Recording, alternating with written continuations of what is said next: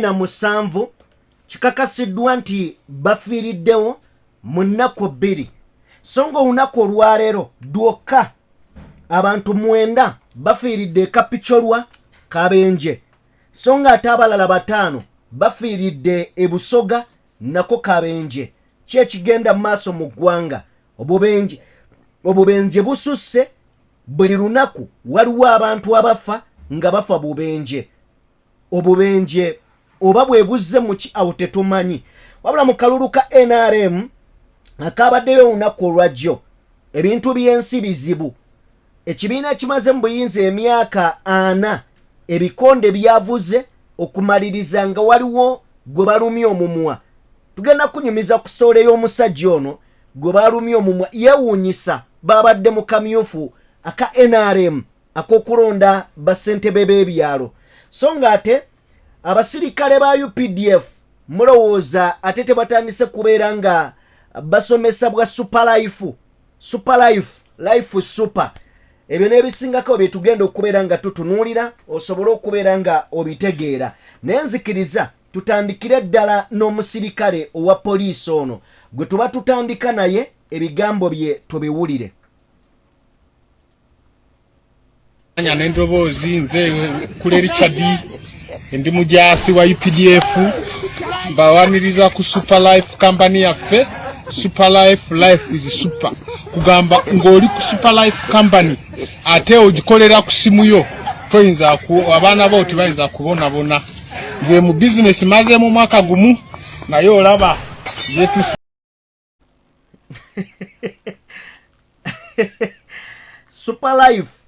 life super naye soko tudize kaka afada tulaga ekizimbe kye tulaga we basula bonna tudizeko ekizimbe ky'omusajja gwe kyabe mikwano balamusiza amanya n'endoboozi nze kule Richard ndi mujaasi wa UPDF mbawaniriza ku Superlife company yaffe. Superlife life is super kugamba ng'oli ku Superlife company ate ogikolera ku simu yo toyinza abaana bo tebayinza kubonabona. Nze mu business maze mu mwaka gumu naye olaba yetu omusajja agimazeemu omwaka gumu wa UPDF akugamba nti ali mu Superlife. Simanyi bino ebikampuni bibbi abaana simanyi oba mwali muwulidde ku Superlife Alliance Emotion simanyi Emotion Global babbi abaana b'abantu kati afande tasobola natulaga kizimbe kye kiramba naye atulaga bizinesi agimazeemu omwaka mulamba mu mwaka mulamba daba obugagga kwatudde era kukakasa nti bizinesi teweetaaga kirala kyonna agikolera waka. Life super kakati afande emmundu tagisu niyo omwaka mulamba nga Superlife efuna singa okyali mu uniform eyo sisuubira so anyway nze njagala kutwala kulabula sirwanyisa business ya musirikale oyo naye gwe munnayuganda ali eyo ntwala omukisa guno okulabula ebyo bikampuni bye mulaba bibbi abaana ebyo byavuwazza abaana bitutte ssente z'abaana bakulaga obulamu nti bulungi naye nga nabo basajja battu engatto n'amasuuti ge bambadde babaazise maazike kale ate ono asusse akoledde mu uniform okategedde so gwe wenna ali eyo Superlife super bya bulimba abo abasajja be musangayo eyo mu buzimbe nabo baavunga mmwe in fact obasinga kyo kibayinza okusinga bagezi nti basobola okulimbalimba ne bakutwalako ssente zo. Kale yoyo omusirikale tetujja mmulwako nnyo nzikiriza tugendeko mu kamyufu ka NRM. Olunaku olw'eggulo NRM yabaddeyo n'okulonda abassentebe b'ebyalo era kwatambudde mbadde ntunuulira akulira ebyokulonda mu NRM Dr. Tango Doi avudde n'agamba nti mwabaddemu ebirumira naye ate akalulu katambudde bulungi. naye bw'otunuulira ebitundu by'eggwanga ebyenjawulo akalulu kano kaggweredde mu kulwana ne mukyala wa mwami Museveni gye yalondedde wennyininyini waabaddewo eŋŋumi. naye kale katutunuulire ku eno. NUP kibiina nga bwe bagamba ky'abahooligans, ky'abakozi ba fujjo era kibiina ky'abatategeera. naye tugenze okumaliriza mu NRM, soko tuwe katambi ako then tujje mu NRM owulire ekiriyo kitokota.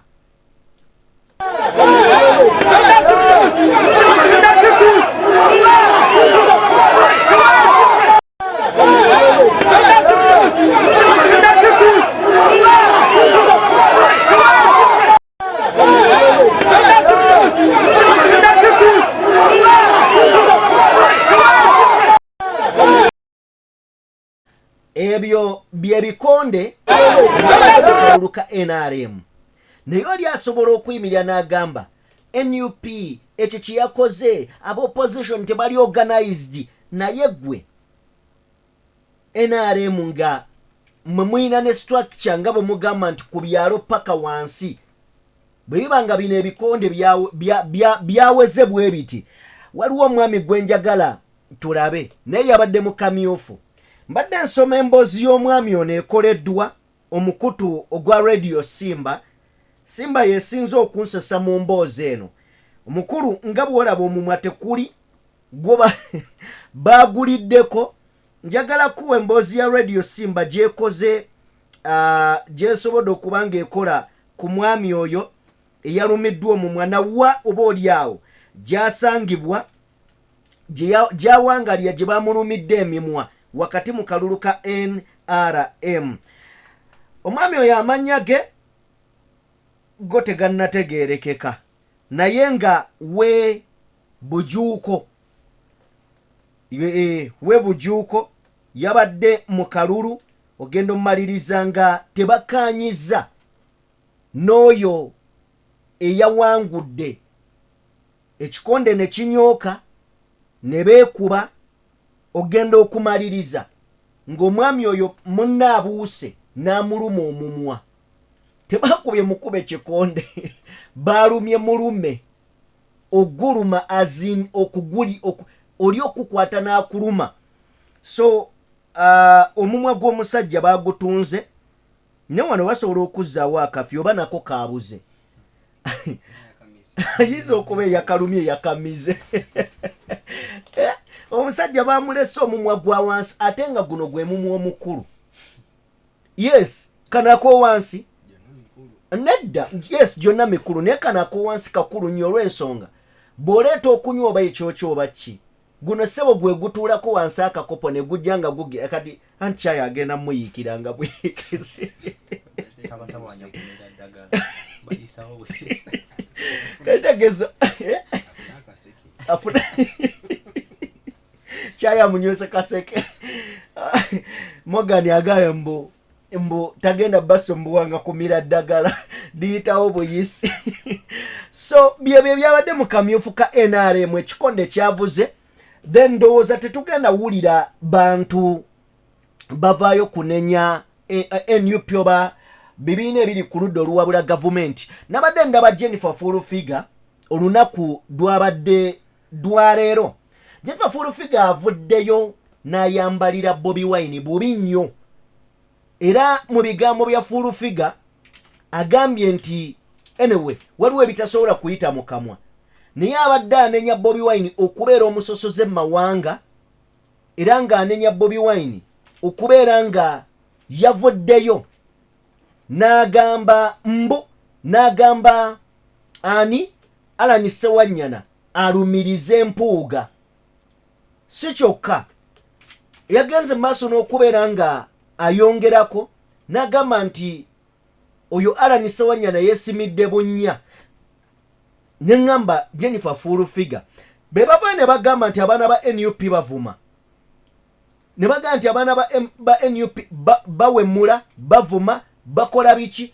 ne bw'owuliriza Jennifer ebigambo byakozesa olabira ddala nga muntu alina waya ezitakola bulungi. si mu bubi niyo olabira ddala nga omuntu alina waya ezitagatta ye Fulufiga. tagatta bulungi ebyaddala kubanga bwedda ku Bobi Wine n'omunenya obusosoze nga tonnanenya General Muhoozi oba n'ekizibu bw'ovaayo n'onenya Bobi Wine okuvaayo n'ateeka Mpuuga ku nninga Mpuuga kyo yakikola oba teyakikola ekyo kikyandibadde ekibuuzo ekikulu yakikola oba teyakikola bw'aba teyakikola aveeyo annyonnyole kubanga abaasibwa bennyini abaali mu kkomera be bawa obujulizi bagamba Mpuuga ono ayina kyamanyi kati gwe fulufiga tosobola kuva eri kubanga Mukama yakuwa omumwa oyogera nnyo kubanga munnange oli presidential advisor buli kimu n'obanga ojja kitegeera oba olumu emimwa mugizingeko mugizze ewaka egy'abakulanga bulangiti tumanyi muli baasami balungi naye ebimu mubireke ebyaddala ebimu mubireke so ye fulufiga yayogedde ebigambo bingi weewuunya n'okwewuunya ensi eno weeraga naddala mu bazadde be tulina mu kiseera kino nga betugamba nti bazadde ng'oli asobola okubeera ewuwe mu nnyumba n'akubawo agagambo naye ng'agagamba omuntu ow'amaanyi omukulembeze ku levo nga eya Bobi Wine n'owulira omusege nga gumuliko gumuvuma gumuvoola so tetumanyi nsi weeraga naye ejjudde okusoomoozebwa okuli awo Jennifer Fulufiga tumuleke olunaku olwaleero obubenje bususse mu Uganda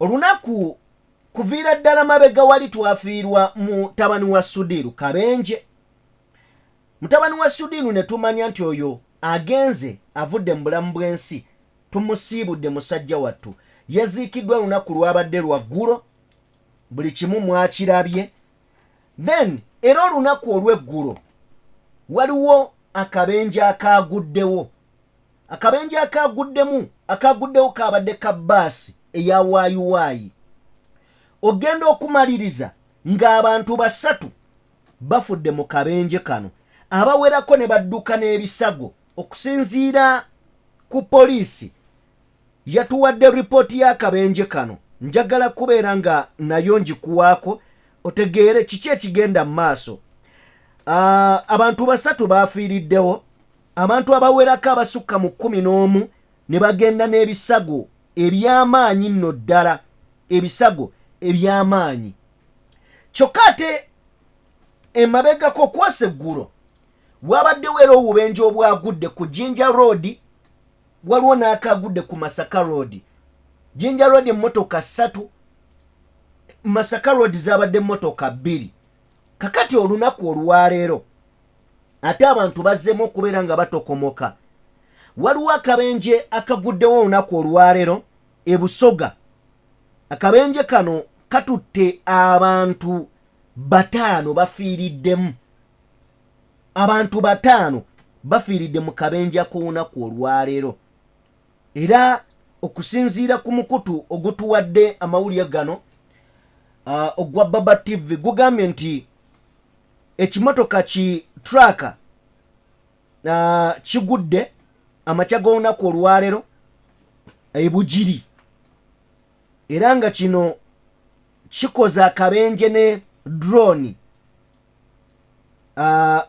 ya UBR 835/J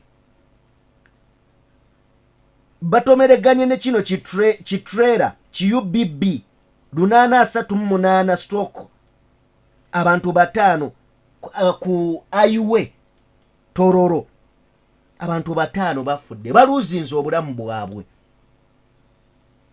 5 baluzinze obulamu bwabwe abantu 4 be basimattuse n'ebisago eby'amaanyi era ne babaddusa mu Bugiri Hospital okubanga bafuna treatment so oyinza okwebuuza akutubadde twakakalaba ne wajja ate akabenje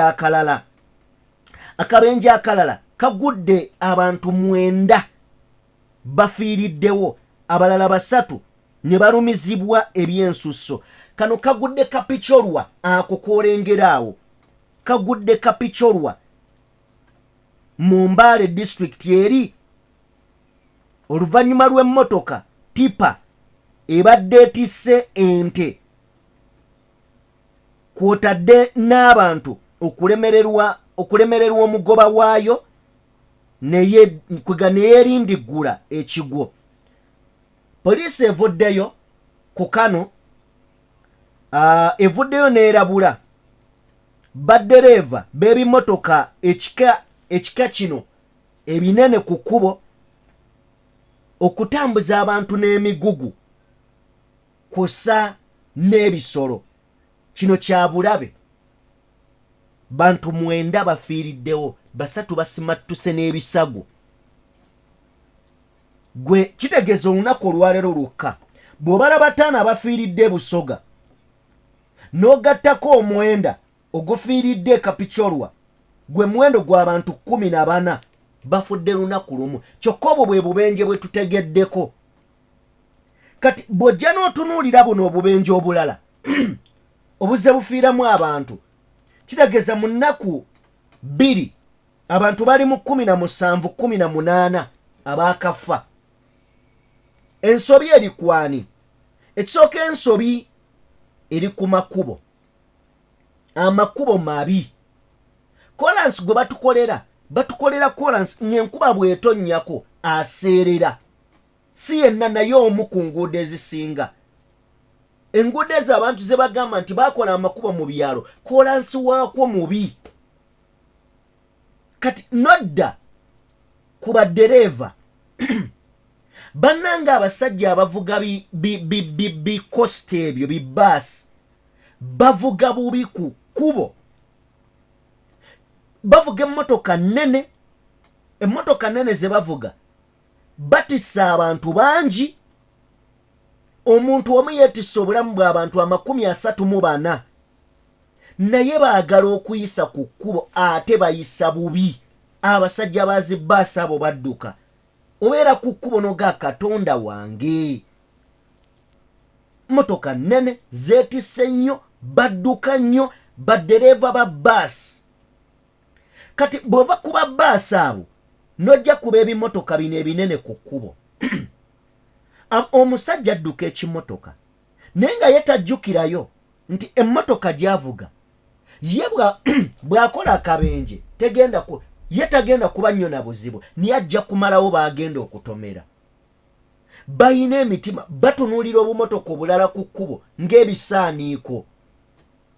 Kati avuga nga teyefiirayo, gwe kasita otafaayo akuwambadde. So abavuga ebimotoka ku kkubo, baddereeva bannange mubeere nga muli beegendereza olw'ensonga mulina obulamu bw'abantu. Mubeere beegendereza ku kkubo. Ovuga yes, teekamu obwangu naye topapa. Tewali nsonga ekujjako kuleka munno n'akuyitako n'agenda naawe n'ovuga mirembe. Basisuubira nti no be muvuga be babagamba nti mupape. Nemmwe mupapa. Ate abamu oluusi muvuga mukooye. Bana teri kya bulabe nga kuvuga mmotoka ng'okooye. Nali nva e Masaka eyo, nasiiba eyo, Sembabula eyo, ne nvaayo leeti ssaawa nga 6. Ngenda oyingira ekibuga nga ziri mu ssaawa zigenda mu 7. Nsiibye Njiriba nkooye, neetoolola va muno Ddamuli, ngenda okuyingira ekibuga. Kati oluusi esse kutama n'oyagala ofune kawewa ak'ebweru. Akawewa ak'ebweru ako kalungi ekiro, ne kayina engeri gye katwaliriza ogenda okugira bw'oti okwekanganga emmotoka edda mu kkubo. So twegendereze nnyo okuvuga ebidduka nga tukooye. Wakiri paakingamu naye otuuse ekidduka naawe ne banno nga muli bulungi. Kubanga obulamu bw'abantu 36 bw'oba obwetisse, gwe balabuli ali mu mmotoka ye alina abantu baalabirira, alina abamulyako, ne kati obulamu bugenda mu ngeri etali ya buvunaanyizibwa yadde n'akatono. Kale byebyo tusinkane ndowooza mu updates endala. Olunaku olwaleero ndowooza tuluwunzikire awo. Omukulu amanyiddwa nga Abe yabaddeyo mu nteekateeka z'ebifaananyi. Leero tubeekwese leero tukoledde mu kamooli. Kale tujja kubeera nga tuwuliziganya. Mukama Katonda abankuumire.